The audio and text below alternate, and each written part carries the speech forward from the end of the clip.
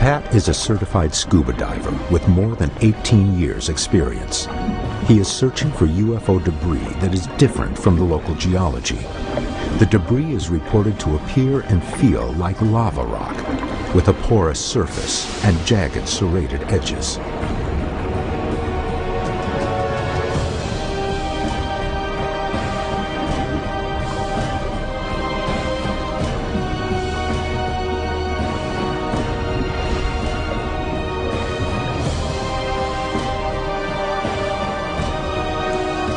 A hand.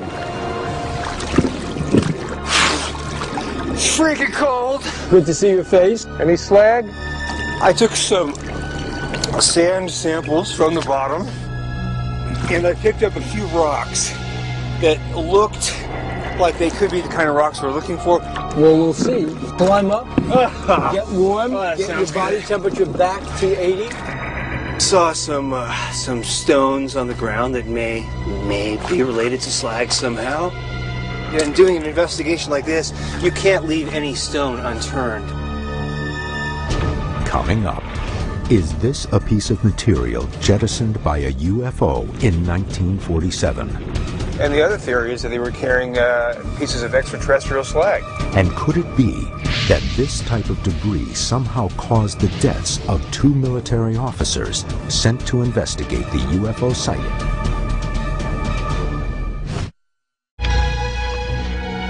In June 1947, over 2 weeks before the reported UFO crash at Roswell, New Mexico, 3 men and a teenage boy on a boat in Puget Sound watched as a donut-shaped metallic UFO, apparently experiencing some sort of malfunction, jettisoned dark lava-like slag just before it stabilized and reportedly zoomed off.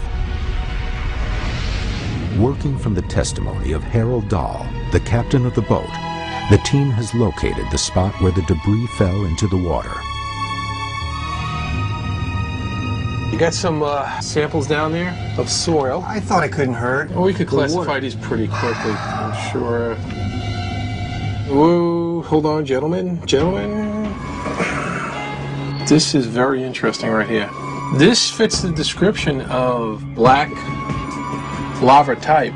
I mean, if you look at the structure, just look at the surface structure on it, the texture. Look at compared to the rest of the samples. But this one is definitely unique. This is exactly the description of what we're hearing, and it fits the profile. The team moves from the dive site to the beach. In order to comb the debris field completely, the team divides the area into a grid of 3-foot by 3-foot sections, beginning at the beach and traveling up the hillside. Anything there, Bill? Interesting crystal. Look at this. I'm looking for any kind of rock that would appear like it was some sort of byproduct of a sort of metallic smelting process. Something that was so hot, it melted, liquefied, was ejected or dropped from a donut-shaped UFO, and somehow landed on the shore here. 300 feet from the shore, Ronnie finds an L-shaped object, approximately 14 inches long, that seems to fit the description. One really interesting piece that I found is a piece of slag, I think. Again, we have to really examine it. Very interesting. This I found way up there, up in the hill, which is this spot here. And that's I think is the path that if the object was starting to take off, it would have projected this way. What'd you come up with, Pat? I found them sufficiently interesting. It's kind of striated, it's got a twist to it. It looks like it may have been dripping, like oozing, if it was molten at one time and maybe solidify when it cooled. We found a few pieces on the beach that seem to match the slag that we found in Puget Sound. Lab tests will confirm this or not. We're going to be talking to George Early. He knows these cases. More importantly, he's spoken to all the local people in the area, so he knows the ins and outs of these cases and the details that few people could know just from reading books. Here he comes. It's George now. Hi, George. Pull up a log. Thank you, Bill. George Early is a UFO researcher and longtime resident of the Pacific Northwest.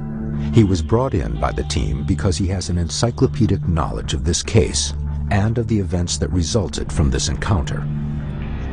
This is the first time George Early has spoken publicly about his research into this case. A fellow named Harold Dahl saw up there 6 slightly squashed donuts about 100 feet in diameter with a hole about 25 feet. One of them began to drop massive debris from this hole in the center, which apparently was red hot because he said it hissed when it hit the water, it hit his boat, it hit his son, broke his arm, hit the dog, killed the dog. According to Early, the story of Harold Dahl's UFO incident reached the Air Force, and 2 intelligence officers were sent to retrieve the possible UFO debris. The Air Force intelligence people who came were given a box, like so, of fragments, which they took kind of reluctantly, but they took them back. So the Air Force B-25 leaves and heads back to where, Hamilton? Hamilton Field in California. They went out of McCord Field and they headed south, reportedly at 10,000 feet. So they're 10,000 feet, and that's when problems start to happen. Yeah. According to official Air Corps reports, on August 1st, 1947, 40 days after the incident, Harold Dahl reported that he was visited by, quote, 2 military intelligence officers who took from him the pieces of debris he and his men collected. The officers brought the specimens on board a B-25 bomber, which was to take them from McCord Air Force Base in Tacoma, Washington, to Hamilton Air Force Base in Northern California. What happened in the minutes after takeoff is the biggest mystery of the Maury Island incident.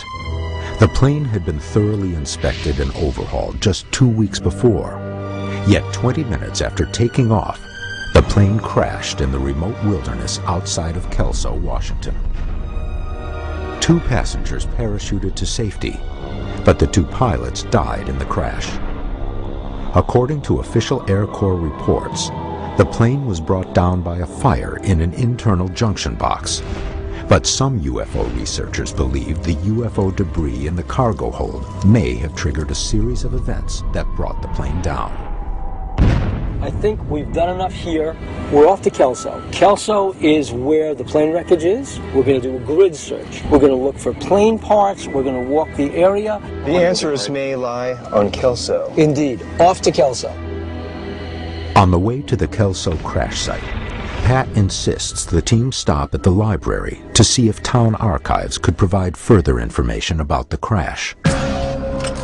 So, Pat, what have you found? Check this out. You were right. I was right. The summer of '47 was swimming with saucers. The skies were alive with flying saucers. Look at this. Flying discs are now seen in 39 states. Mysterious objects in the sky first began to surface when Kenneth Arnold reported seeing 9 silvery discs flying over Mount Rainier 3 days after the Maury Island sighting. His story made headlines all over the country. But 2 weeks later, an even bigger story takes center stage. Here it is, July 7th. Trio describes flying saucers. I'm looking now, I'm trying to see the Roswell connection here.